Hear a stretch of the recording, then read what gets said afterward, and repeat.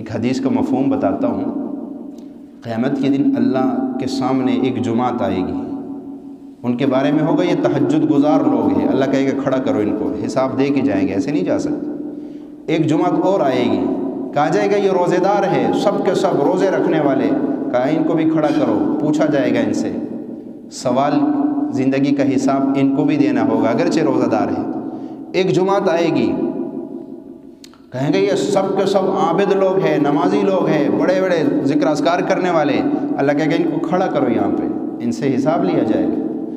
ایک اور جماعت آئے گی، یہ کون ہے؟ کہا یہ دنیا میں وہ لوگ تھے جو ہمیشہ پریشانیوں میں رہے، بیماریوں میں رہے، تکلیفوں میں رہے، غربت میں رہے، تنگدستیوں میں رہے، انہوں نے کبھی خوشی کا لمحہ دیکھا ہی نہیں دنیا میں۔ اللہ کہے گا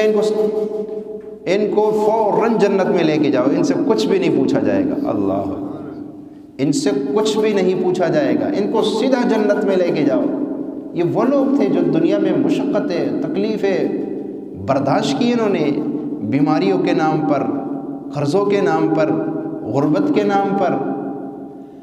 اللہ کہے گا ان کو لے جاؤ، سیدھا ان کو جنت میں داخل کرو۔ ایک حدیث آپ کو سناتا ہوں، حضرت ابو ہریرہ رضی اللہ تعالیٰ عنہ فرماتے ہیں قال رسول اللہ صلی اللہ علیہ وسلم ان الرجل لیکون له عند اللہ المنزلۃ فما یبلغها بعمله، کہ اللہ تعالیٰ نے اللہ تعالیٰ کے یہاں بندے کا ایک درجہ مقرر ہوتا ہے، اس درجے تک پہنچنے کے لیے بندے کے پاس کوئی عمل نہیں ہوتا ہے جس کی وجہ سے وہ اتنا عمل کر جائے کہ اس درجے پہ پہنچ جائے، وہ کر ہی نہیں سکتا اتنا عمل، اور اللہ تعالیٰ نے پہنچانا بھی ہے اس کو اس درجے تک۔ تو پھر اللہ کیا کرتا ہے؟ پھر اللہ کرتا ہے فما یزال اللہ یبتلیہ بما یکرہ حتی یبلغها، پھر اللہ اس کے اوپر کوئی مصیبت ڈال دیتا ہے، کوئی بیماری کے نام پر، کسی بھی نام پہ اس کے اوپر ایک مصیبت ڈال دیتا ہے، اس مصیبت کی وجہ سے پھر کیا ہوتا ہے؟ فما یبلغها، وہ درجے تک پہنچ جاتا ہے، وہ اس درجے تک کیا ہو جاتا ہے؟ پہنچ جاتا ہے۔ اب معلوم ہوا کہ کوئی بھی مصیبت جو آتی ہے وہ درجے کو بلند کرنے کے لیے آتی ہے، وہ اس لیے نہیں آتی ہے کہ اللہ تعالیٰ کو ہم برے لگے ہیں، نعوذ باللہ یا اللہ کو ہم سے کوئی دشمنی ہے تو اس لیے اللہ تعالیٰ نے ڈالی، نہیں، اللہ اس لیے ڈالتا ہے کہ بندہ کو آگے اعلیٰ درجہ دینا ہے اور بندہ اس طرف آ نہیں رہے، تو لہٰذا ایسی بیماری میں مبتلا کرو، یہ خود بخود اس درجے تک پہنچ جائے گا۔ دوسری حدیث سنیے، عن ابی سعید الخدری رضی اللہ تعالیٰ عنہ وعن ابی ہریرہ رضی اللہ تعالیٰ عنہ، دونوں صحابی یہ روایت کرتے ہیں عن النبی صلی اللہ علیہ وسلم قال ما يصيب المسلم من نصب ولا وصب ولا هم ولا حزن ولا اذن، یہ فرماتے ہیں کہ نبی کریم صلی اللہ علیہ وسلم نے ارشاد فرمایا کہ مسلمان کو جب بھی کسی تھکاوٹ، بیماری، فکر، رنج، ملال، تکلیف اور غم، ولا غم حتیٰ یہاں تک کہ الشوکۃ یشاکھها، یہاں تک کہ اس کو ایک کانٹا بھی چبھ جائے، یا کانٹا چبھنے جتنی تکلیف بھی اس کو ہو جائے۔ مثال کے طور پہ ایک بندہ بیٹھا ہوا ہے، اس کو مچھر نے کاٹ لیا، اب مچھر کے کاٹنے سے جو تکلیف ہوتی ہے اس پہ بھی اجر ملتا ہے، کہ یہاں پہ کیا فرمایا؟ حتی الشوکہ یشاکھها، یہاں تک کہ اس کو ایک کانٹا بھی چبھ جائے، تو مچھر کانٹے جتنی تکلیف تو دے جاتا ہے نا، تو وہ مچھر جو انسان مسلمان مومن کو کاٹتا ہے اس پر بھی اس کو اجر دیا جاتا ہے، الا کفر اللہ بها من خطایاہ، رواہ البخاری، یہ بخاری شریف کی حدیث ہے کہ اللہ تعالیٰ اس کی وجہ سے اس کے گناہوں کو معاف فرما دیتے ہیں۔ مسلمان کو تھکاوٹ آ گئی، مسلمان کے اوپر بیماری آ گئی، مسلمان کے اوپر فکر آ گیا، مسلمان کے اوپر غم آ گیا، یہاں تک کہ مسلمان کو ایک کانٹا چبھنے جتنی تکلیف محسوس ہوئی، اس پر اللہ کیا کرتا ہے؟ اس کے گناہوں کو معاف کر دیتا ہے۔ تو یہ جو ہم پہ بیماری آتی ہے نا، یہ بیماریوں کی وجہ سے کیا ہوتا ہے؟ گناہ معاف ہوتے ہیں، ان کی وجہ سے گناہ معاف ہوتے۔ کوئی غم آ گیا، دیکھیں آپ کا بچہ بیمار ہو گیا، آپ گھر میں بڑی خوشی سے جا رہے ہیں، لیکن گھر کے دروازے میں داخل ہوتے ہی آپ کو بتایا گیا بیٹا بیمار ہے، ایک دم آپ کے اوپر ٹینشن، غم، یار بچہ بیمار ہے، دل غمزدہ ہو جاتا ہے، اس کے اوپر بھی آپ کو اجر ملنا شروع ہو جاتا ہے، ادھر فرشتے آپ کے اجر لکھنا شروع کر دیتے۔ اس لیے پریشانی کے وقت، مصیبت کے وقت ایسا لفظ زبان سے نہ نکالو کہ وہ بیماری نے جو آنا تھا وہ تو آ گئی، وہ آپ کے کہنے سے تو جا نہیں سکتی، کہ آپ الٹا سیدھا کوئی منہ سے نکالو گے تو وہ بیماری چلی جائے گی ناراض ہو کے، نہیں، وہ کچھ نہیں۔ ایک گھر کے اندر فوتگی ہو گئی اور آپ چارپائی پہ کھڑے ہو کے کہتے ہو یہ کیا کر دیے میرے ساتھ، یہ نہیں کہ جیسے اکثر عورتیں ایسے جو ہے نا زبان سے الفاظ، اب اس کے ایسے الفاظ سے اس مردے نے تو زندہ ہونا نہیں ہے، پر اس پہ جو اجر مل رہا تھا وہ ختم ہو جاتا ہے، اس پہ جو اجر ملنا تھا وہ کیا ہو جاتا ہے، ختم ہو جاتا ہے۔ تو اس لیے اگر ایک تکلیف، سب سے پہلی بات تو یہ کہ اللہ سے عافیت کا سوال کرنا چاہیے، کبھی بھی اللہ سے تکلیف والی زندگی نہ مانگا کرے، کبھی بھی اللہ سے ایسا نہ کہا کرے کہ اللہ یہ مصیبت بھی مجھے دے دے، یہ بھی دے دے۔ جیسے تنبیہ الغافلین کے اندر ایک حدیث ہے کہ ایک صحابی بیمار ہو گئے، اتنے بیمار ہوئے کہ وہ بالکل ایک کانٹا بن گئے۔ نبی علیہ الصلوۃ والسلام اس صحابی کے عیادت کے لیے تشریف لے گئے۔ آپ نے جب دیکھا وہ بیچارہ تو بالکل ہڈیوں کا ڈھانچہ بن چکا ہے، تو آپ نے کہا یہ کیا ہو گیا؟ گھر والوں نے بتایا یا رسول اللہ یہ دعا مانگتا تھا کہ اللہ آخرت میں جو عذاب تو نے مجھے دینا ہے وہ دنیا میں ہی مجھے دے دے تاکہ مجھے آخرت میں عذاب نہ ملے۔ بظاہر میں تو یار اچھی دعا ہے کہ آخرت کے عذاب بہت سخت ہے اور دنیا کا تو گزر ہی جائے گا، وہ تو نہ ختم ہونے والی زندگی ہے۔ تو اس صحابی نے یہ مانگا کہ یا اللہ جو دنیا میں جو آخرت میں عذاب دینا ہے وہ مجھے دنیا میں ہی دے دے۔ فرمایا اس کے بعد یا رسول اللہ یہ بیمار ہو گیا اور اس کا یہ حال ہو گیا جو آپ دیکھ رہے ہیں۔ آپ نے فرمایا اللہ کے بندے کیا تو اللہ کے عذاب کو برداشت کر سکتا ہے کہ اللہ سے مانگ رہے؟ تو عافیت کا تو اللہ سے اس دعا کے بجائے جو تو مانگتا تھا اس کے بجائے تو یوں ہی کیوں نہیں اللہ سے دعا کرتا ہے کہ اللہم ربنا آتنا فی الدنیا حسنہ، مولا مجھے بہترین دنیا عطا فرما، غموں والی نہیں، ٹینشنوں والی نہیں، بیماریوں والی نہیں، قرضوں والی نہیں، مولا مجھے بہترین دنیا عطا فرما، وفی الآخرۃ حسنہ، مولا مجھے بہترین آخرت عطا فرما، وقنا عذاب النار، اللہ مجھے جہنم کی آگ سے بچا۔ تو فرمایا تو اس دعا کو کیوں نہیں مانگتا ہے کہ وہ مانگ رہا تھا؟ فرمایا اس کے بعد اس صحابی نے یہ دعا مانگنی شروع کر دی، کچھ دنوں بعد وہ ٹھیک ٹھاک ہو گیا، صحت مند ہو گیا بالکل۔ بھئی اللہ تعالیٰ سے عذاب مانگنے کے بجائے معافی کیوں نہیں مانگتے ہو؟ وہ جو عذاب دینے پہ قادر ہے وہ انعام دینے پر بھی قادر ہے۔ اس کو عذاب بندے کو دے کے کوئی خوشی نہیں ہوتی۔ وہ جو صاحب اولاد بیٹھے ہو، کبھی اپنے بچوں کو مار کے خوشی ہوئی تمہیں؟ کسی نے اپنے بچے کو مارا اور پھر سینہ تان کے کہا واہ میں کتنا بدماش ہوں، میں نے بچے کو مارا ہے، دل دکھتا ہے اندر سے۔ کوئی ماں کوئی باپ اپنے بچے کو کبھی خوشی سے نہیں مارتا، مجبور ہو کے ہاتھ اٹھاتا ہے۔ اچھا مار بھی لے تو مارنے کے بعد دل میں خوشی نہیں ہوتی، دکھ ہوتا ہے، درد ہوتا ہے، دکھ ہوتا ہے، اور تھوڑی دیر کے بعد جب غصہ ٹھنڈا ہو پھر اسی بچے کو سینے سے لگاتا ہے، اس کو مناتا ہے۔ میرے بچے کہتے ہیں کہ میں کبھی بچے کو مار بھی لوں نا تو کچھ تھوڑی دیر کے بعد پھر اس کو راضی کرنے کے لیے پیسے دیتا ہوں۔ تو میرا بیٹا بیٹی سے کہنے لگا کہ ابو مارتے ہیں نا تو پھر پیسے ملتے ہیں، تو ابو کی مار اچھی ہوتی ہے، اس کے بعد پیسے مل جاتے ہیں۔ ویسے ابو نے 10 روپے بھی نہیں دینے، مارنے کے بعد 150 بھی دے دیتا ہے۔ تو بات یہ ہے کہ کوئی بندہ اپنے بچوں کو خوشی سے نہیں مارتا ہے۔ تو ایک بندے کی محبت کیا ہے، ایک درجے میں بھی نہیں ہے، یہ تو ایک حصہ ہے۔ اللہ تعالیٰ نے رحم کے 100 حصے پیدا کیے، ایک حصے کو دنیا میں بھیجا ہے جس کے وجہ سے ایک درندہ بھی اپنے بچے سے محبت کرتا ہے۔ یہ ایک حصے کا عالم ہے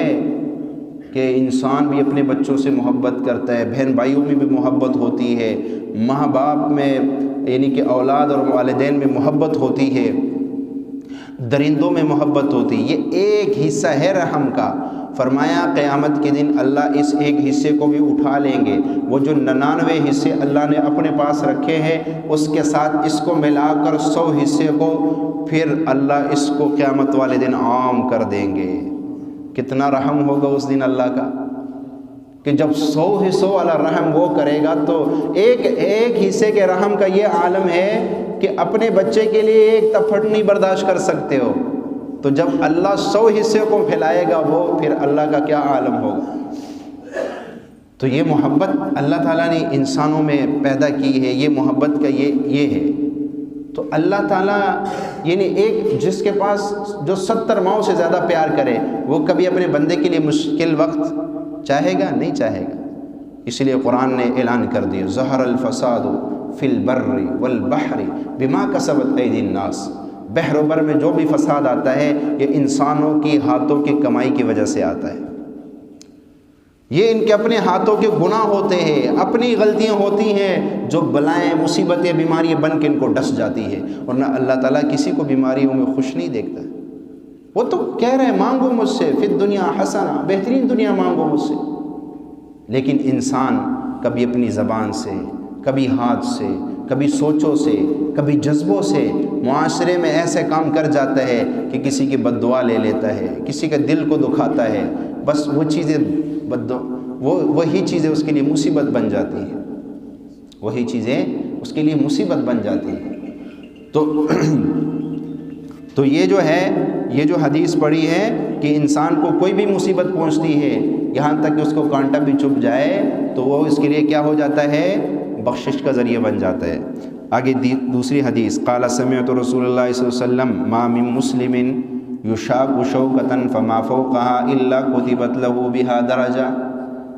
کہ کسی مسلمان کو کانٹا بھی چبھ جائے یا کانٹا چبھنے جتنی تکلیف بھی اس کو ہو جائے، فما فوقها یا اس سے زیادہ بھی تکلیف پہنچ جائے تو الا کتبت له بها درجہ، مگر اس کی وجہ سے اس کا ایک درجہ لکھ دیا جاتا ہے۔ اتنی تھوڑی سی تکلیف پہنچی، آپ بیٹھے ہوئے ایک کیڑا گزر رہا تھا اس نے آپ کو کاٹ لیا، آپ نے ایک دم یوں کیا، تھوڑی دیر بعد کچھ محسوس بھی نہ ہوا، بس وقتی طور پہ آپ کو تھوڑا سا لگا کہ کسی چیز نے مجھے کاٹا اور آپ نے یوں خارش کی اور پھر اس کے بعد پتہ ہی نہیں چلا، آپ کو پتہ نہیں ہے اس تکلیف پہ آپ کا ایک درجہ بلند ہو گیا۔ ایک اللہ والی کتابوں میں ایک عورت کا حال لکھا ہے، ایک اللہ والی عورت تھی، وہ ایسے جا رہی تھی تو راستے میں ان کا پاؤں کسی پتھر کے ساتھ لگ گیا، خون نکلنا شروع ہو گیا، خون نکل رہا تھا تو اس نے یوں آسمان کی طرف دیکھا تو ہنس پڑی۔ ساتھ والی نے کہا کہ یہ کون سے ہنسنے کا مقام ہے، اپنے پاؤں کی طرف دیکھو، خون خون ہو گیا اور تو ہنس رہی ہے۔ اس نے کہا کہ تجھ تکلیف نہیں ہوتی؟ اس نے کہا تکلیف بہت ہوئی ہے، ظاہر بات ہے پاؤں کے اوپر پتھر لگا ہے، خون نکل رہا ہے، تکلیف کیوں نہ ہو، پر اس کے اوپر جب میں نے اوپر دیکھا اللہ نے پردے کھول دیے، جو اس پہ مجھے اجر ملنا تھا وہ اللہ نے دکھا دیا، میں تو اس اجر کو دیکھ کر خوش ہو رہی ہوں۔ اللہ اکبر، کہ اس تکلیف پہ جو مجھے اجر مل رہا ہے میں اس اجر کو دیکھ کے خوش ہو رہی ہوں، تکلیف پہ خوش نہیں ہو رہی ہوں۔ اور وَمُحِيَّتْ عَنْهُ بِهَا خَطِيئَةٌ، اچھا درجہ بھی بلند کر دیا جاتا ہے اور اس کے گناہ بھی مٹا دیے جاتے ہیں تھوڑی سی تکلیف پر۔ عن ابی، ایک اور حدیث، عن ابی ہریرہ رضی اللہ تعالی عنہ قال قال رسول اللہ صلی اللہ علیہ وسلم ما یزال البلاء بالمؤمن والمؤمنة فی نفسه، کہ جب بھی کسی مومن عورت کو یا مومن بندے کو اس کے جان میں کوئی تکلیف آ جائے، وولدہ یا اس کے اولاد میں کوئی تکلیف آ جائے، ومالہ یا اس کے مال میں کوئی تکلیف آ جائے، حتی یلقی اللہ وما علیہ خطیئۃ، تو فرمایا اس کے وجہ سے اس کے گناہ جھڑ جاتے ہیں، اس کے گناہ کیا ہو جاتے ہیں؟ ختم ہو جاتے ہیں، اس کے سارے گناہ ختم ہو جاتے ہیں، حتی یلقی اللہ، یہاں تک کہ وہ اللہ سے اس حال میں ملاقات کرتا ہے، وما علیہ خطیئۃ، کہ اس پہ کوئی گناہ باقی نہیں ہوتا ہے، اس پہ کوئی گناہ باقی نہیں ہوتا ہے، اللہ اس کو ایسے گناہوں سے پاک صاف کر دیتے ہیں۔ اور ایک اور حدیث ہے، انس بن مالک رضی اللہ تعالیٰ عنہ سے فرماتے ہیں قال رسول اللہ صلی اللہ علیہ وسلم اذا ابتلى الله عز وجل العبد المسلم ببلاء في جسده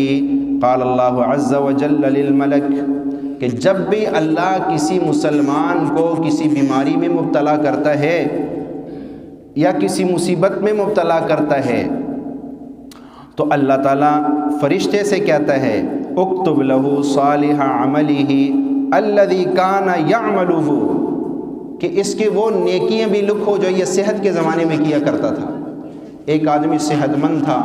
وہ دن کے 3 سپارے پڑھتا تھا، 1 سپارہ تلاوت کیا کرتا تھا، درود شریف 1000 دفعہ پڑھتا تھا، استغفار 1000 دفعہ کیا کرتا تھا، رات کو تہجد کے لیے اٹھتا تھا۔ اب وہ بیمار اتنا ہو گیا کہ نہ وہ تہجد کے لیے اٹھ سکتا ہے، نہ وہ قرآن کی تلاوت کر سکتا ہے، نہ وہ درود پڑھ سکتا ہے، نہ وہ استغفار کر سکتا ہے، بیماری نے اس کو ایسا گھیرا ہوا ہے۔ تو اللہ فرشتوں سے کہتے ہیں تمہیں پتہ ہے میرا بندہ بیمار ہے، جو اعمال یہ صحت والے زندگی میں کرتا تھا اب یہ وہ نہیں کر سکتا ہے، لیکن تم اس کے وہ اعمال اب بھی لکھتے رہو۔ اب بھی کتنی اللہ کی مہربانی ہے یار، سوچو تو صحیح۔ یہاں تو ایک دن ڈیوٹی پہ نہ ہو تو تنخواہ کاٹ دی جاتی ہے، کئی جگہ قانون ایسا ہے کہ ایک دن ڈیوٹی پہ نہ ہو تو تنخواہ کاٹ لی جاتی ہے، اور اللہ کہتا ہے کہ میرے بندے نے صحت کے زمانے میں وہ جو ڈیوٹیاں کرتا تھا اب نہیں کر سکتا ہے، لیکن اس کا اجر اس کو دیتے رہو، اس کا اجر اس کو دیتے رہو۔ اور پھر فَإِن شَفَاءَهُ غَسَلَهُ وَطَهَّرَهُ اگر اس کو شفا مل جائے تو وہ گناہوں سے بالکل پاک صاف ہوتا ہے، اگر اس کے بعد اس بیماری سے وہ ٹھیک ہو جاتا ہے تو وہ گناہوں سے بالکل پاک ہوا ہوتا ہے، اس نے جو گناہ کیے ہوتے ہیں وہ بیماری کی وجہ سے سب کے سب معاف ہوئے ہوتے ہیں۔ وَإِن قَبَضَهُ غَفَرَ لَهُ وَرَحِمَهُ اگر وہ اس بیماری میں مر جائے تو اللہ کہتا ہے اس کی بخشش ہو جاتی ہے اور اس پہ رحم کر دیا جاتا ہے کہ بیماری میں فوت ہو گیا تھا، اتنے دن بیماریوں سے لڑتا رہا، بیماری ہاسپٹل میں پڑا رہا، آخر مر گیا۔ وہ جو اتنا عرصہ ہاسپٹل میں یا گھر میں پڑا ہوا تھا بیماری کے حالت میں، وہ بیماری اس کے لیے بخشش کا ذریعہ بن جاتی ہے، اور اللہ کہتا ہے اس کو معاف کر دو۔ اور ایک اور حدیث عن شداد بن اوس قال سمعت رسول اللہ صلی اللہ علیہ وسلم یقول ان اللہ یقول اذا ابتلیت عبدا من عبادی مؤمنا فحمدنی علی ما ابتلیتہ فرمایا جب میں کسی مومن بندے کو کسی مصیبت میں مبتلا کرتا ہوں، کوئی بھی مصیبت اس پہ آ جاتی ہے اور پھر وہ اس مصیبت میں کیا کرتا ہے فحمدنی علی ما ابتلیتہ وہ اس مصیبت پہ کہ رہتے ہوئے بھی میری تعریف کرتا ہے، کوئی بات نہیں، اللہ تعالیٰ کی طرف سے بیماری آئی ہے، مانگنی نہیں چاہیے، آ جائے تو صبر کرو، آ جائے تو صبر کرو، اور وہ صبر کرتا ہے، کوئی بات زبان سے ایسے نہیں نکالتا ہے۔ جیسے قرآن میں سورۃ الفجر کے اندر اللہ تعالیٰ نے فرمایا وَأَمَّا إِذَا مَا ابْتَلَاهُ رَبُّهُ فَأَكْرَمَهُ وَنَعَّمَهُ کہ جب میں کسی بندے کے اوپر نعمت کھول دیتا ہوں، اس کے اوپر اس کو بڑا عہدہ دے دیتا ہوں، اس کو مال دے دیتا ہوں، اس کو عزت کے دروازے اس پہ کھول دیتا ہوں، تو وہ لوگوں سے کیا کہتا ہے فَيَقُولُ رَبِّي أَكْرَمَنِ میرا رب بڑا کریم ہے، میرا رب کیا ہے بڑا کریم ہے، دیکھو میرے پاس گاڑیاں ہیں، دیکھو میرے پاس عہدے ہیں، دیکھو میرے پاس یہ ہے، بڑا اتراتا ہوا چلتا ہے اور کہتا ہے فَيَقُولُ رَبِّي أَكْرَمَنِ اللہ تو بڑا کریم ہے۔ فرمایا اور جب میں اسی بندے کو وَأَمَّا إِذَا مَا ابْتَلَاهُ فَقَدَرَ عَلَيْهِ رِزْقًا جب میں اس کی روزی تنگ کر دیتا ہوں، اس کے اوپر بیماری ڈال دیتا ہوں یا اس کے اوپر کوئی ایسی مصیبت ڈال دیتا ہوں، ٹھیک ہے، پریشانی میں لے آتا ہوں اس کو، تو پھر وہ کیا کہتا ہے فَيَقُولُ رَبِّي أَهَانَنِ ہائے میرے رب نے میری بڑی بے عزتی کر دیا۔ جیسے لوگوں کی زبان کہ یار میں ہی اللہ کو ملا تھا، ساری مصیبتیں میرے اوپر ہی ڈالنی تھی، تو یہ ایسی باتیں کرتا ہے۔ اللہ کہتا ہے نہیں، دونوں سن، اگر تمہارے پاس پیسہ ہے، تمہارے پاس گاڑی ہے، تمہارے پاس بڑا گھر ہے، تمہارے پاس عہدہ ہے، اللہ کا شکر ادا کرو، اللہ کا شکر ادا کرو کہ اللہ تمہیں تمہارے ملازموں میں بھی رکھ سکتا تھا، اللہ تمہیں ایک چوکیدار بھی بنا سکتا تھا، اللہ تمہیں ایک جھاڑو لگانے والا بھی بنا سکتا تھا۔ اللہ کا شکر ادا کرو کہ اللہ نے تمہیں عزت والی زندگی دی ہے۔ میں کہتا ہوں نا بھائی زکوٰۃ خوشی سے دو، اور یہ تصور کر کے دو کہ اللہ تیرا شکر ہے میں زکوٰۃ لینے والوں کے لینوں میں نہیں لگا ہوا ہوں، بلکہ زکوٰۃ دینے والوں میں ہوں۔ اگر تو چاہتا مجھے زکوٰۃ لینے والوں میں بنا دیتا، میں کیا کر سکتا تھا؟ یہ تو اوپر کے فیصلے ہوتے ہیں، کسی کے لیے عزت کے فیصلے ہو جاتے ہیں، کسی کے لیے ذلت کے فیصلے ہو جاتے ہیں۔ اس لیے بڑے یعنی کہ اللہ تعالیٰ نے اگر کرم کے دروازے کھولے ہیں تو ہر حال میں اللہ سے ڈرتے رہنا چاہیے اور اللہ کا شکر ادا کرنا چاہیے، اور یہ کہنا چاہیے مولا میں اس قابل نہیں تھا، یہ تیرا رحم ہے جو تو نے مجھ پہ کر دیا۔ اور اگر ایسی زندگی آ جائے کہ پریشانیاں ہوں، بیماریاں ہوں، تکلیفیں ہوں، تو صبر کرو،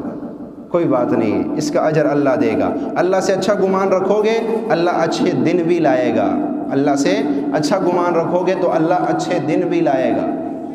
تو فرمایا کہ اللہ کہتا ہے جب بندہ تکلیف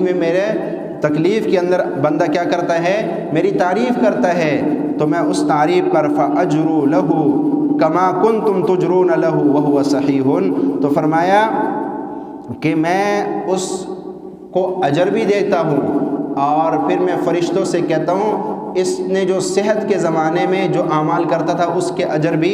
لکھتے رہو، اس کے تمام نیک اعمال کا ثواب ویسے ہی لکھتے رہو کہ یہ بیماری میں رہ کر بھی میری تعریف کر رہا ہے، کوئی ایسی بات نہیں کر رہا ہے جس سے مجھے ناراضگی ہوتی ہے۔ اور اسی طرح دوسرے حدیث میں ہے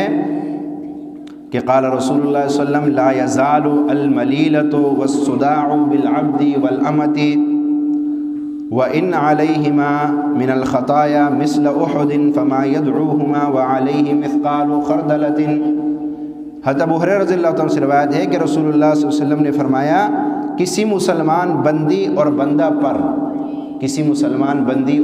پر احد پہاڑ جیسے گناہ ہو، احد پہاڑ جیسے گناہ کسی کے اوپر ہو اور پھر کیا ہو جائے؟ فرمایا کہ اس کو بخار لگ گیا، اندرونی بخار کی وجہ سے، یعنی اس کو بخار لگ گیا، بخار رہنے کی وجہ سے، یا اس کو سر درد شروع ہو گیا، مسلسل اس کو سر میں درد ہو رہا ہے، بخار ہو رہا ہے، سر میں درد ہو رہا ہے، تو فرمایا اگر یہ بیماری اس کو لگ گئی تو ان بیماری کے رہنے کی وجہ سے